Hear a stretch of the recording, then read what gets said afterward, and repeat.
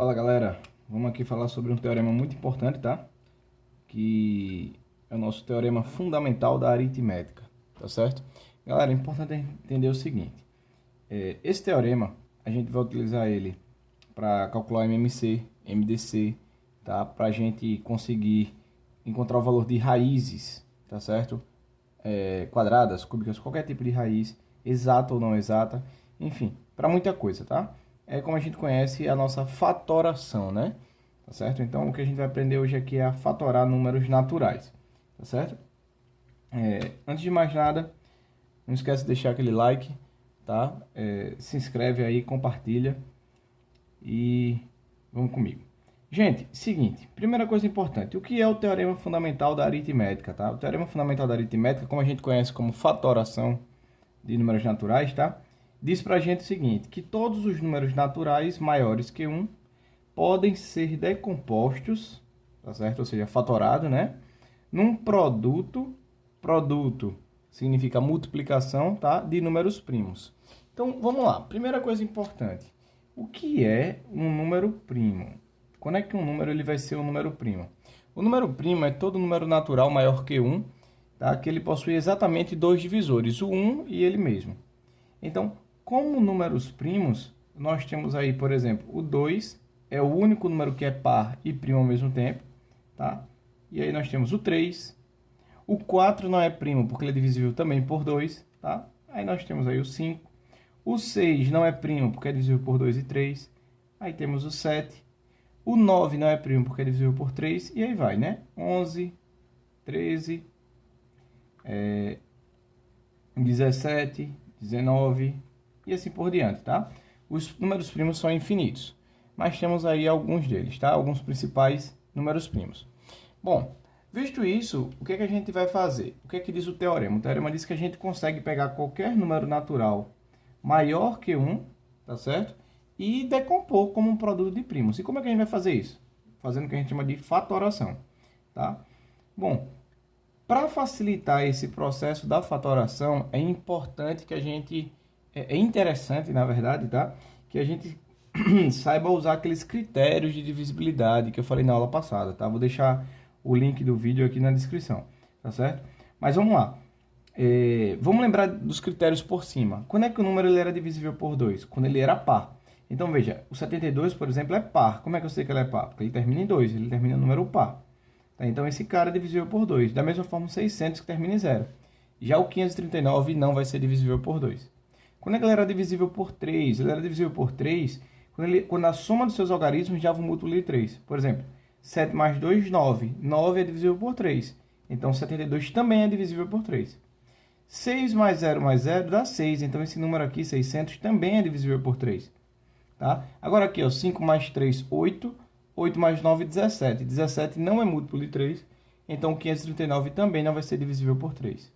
Quando é que ele era divisível por 5? Quando ele terminava em 0 ou em 5. Então, veja, o 72 não é divisível por 5. O 600 ele é divisível por 5, porque termina em 0.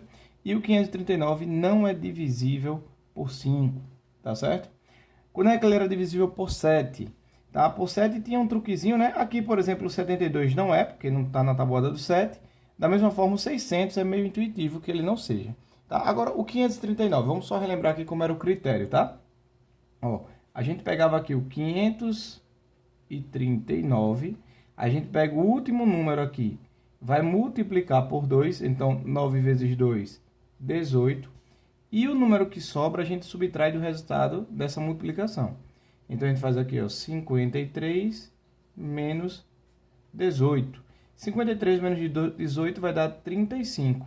35 é um múltiplo de 7, então quer dizer que o 539 também é.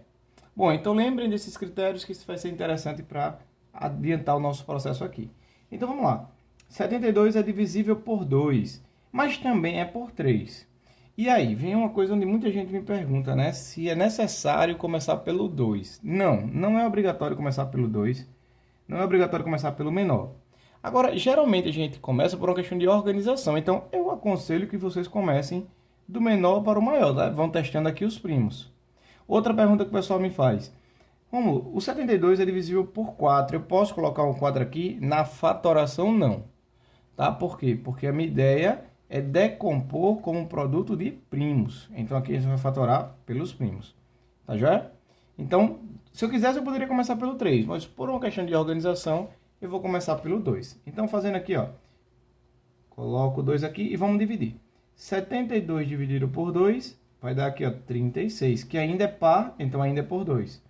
Então, por 2 novamente, 18. Eu vou até, enquanto puder dividir por 2, eu vou dividindo por 2. Ó. Por 2, 9. 9 é ímpar, já não é mais por 2. Mas é por 3, né? Que vai dar 3, por 3 dá 1. Eu acabo a minha fatoração quando apareceu 1. Então, quando chegar no 1, acabou minha fatoração. Pelo teorema, se eu multiplicar aqui 2 vezes 2 vezes 2 vezes 3 vezes 3, tem que dar 72. Tá certo? Então, ó, temos pelo teorema que todo número natural eu posso escrever assim, ó, como um produto, multiplicação de primos. Então, fica 2 só multiplicando essa galera. Vezes 2 vezes 3 vezes 3. Ou ainda, eu posso escrever como potências de primos, né? Então, aqui, ó, o 2 apareceu 3 vezes, então fica 2 à terceira. E o 3 apareceu 2 vezes, então 3 ao quadrado. Se você multiplicar aqui, né? 2 vezes 2, 4 vezes 2, 8 vezes 3, 24 vezes 3, 72. Tá? Então, qualquer número natural eu posso escrever assim. Vamos para o 600. 600 é par, então é por 2. Aí, por 2 vai dar 300. Por 2, 150. Por 2, 75. Ó, já não é mais por 2. Não é isso? 7 mais 5 é 12. 12 é por 3, então 75 também é. Ah, mas é por 5. Poderia ir por 5? Poderia. Tá? Não tem problema. Mas, como eu disse, só para manter a organização. Então, 75 por 3, 25. Já não é mais por 3, só é por 5, que dá 5, e por 5, que dá 1. Então, nós temos aqui, ó, que o nosso 600, ele pode ser escrito como sendo 2 vezes 2 vezes 2 vezes 3 vezes 5 vezes 5. Ou, eu posso dizer que o 600 é igual a 2 à terceira, já que apareceu 3 vezes o número 2, vezes 3, ou 3 elevado a 1, tanto faz, tá? Pode ser simplesmente o 3, vezes 5 elevado ao quadrado. Tá aqui o nosso 600 na sua forma fatorada. E o 539? A gente já viu aqui, né, que ele é por 7. Então, 539 por 7, tá? Isso aqui vai dar 70, né? 49, 77, que ainda é por 7. E dá 11. Aí, vejam, 11 é primo, tá? Então, o 11 só é divisível, perdão, por ele mesmo, que dá 1. Daí, nós temos, então, que o nosso 539, ele pode ser escrito como sendo 7 vezes 7 vezes 11, ou 539 pode ser escrito como sendo 7 ao quadrado vezes 11, tá? Só uma observação.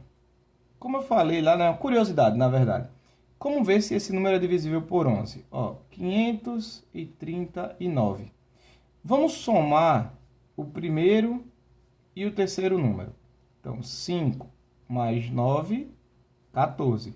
E vamos subtrair o que sobrou. Dá 3. 14 menos 3, 11. 11 é múltiplo de 11, então 539 também é múltiplo de 11. Quem ficou curioso aí para saber como é que é o critério de divisibilidade por 11, deixa aí nos comentários, tá?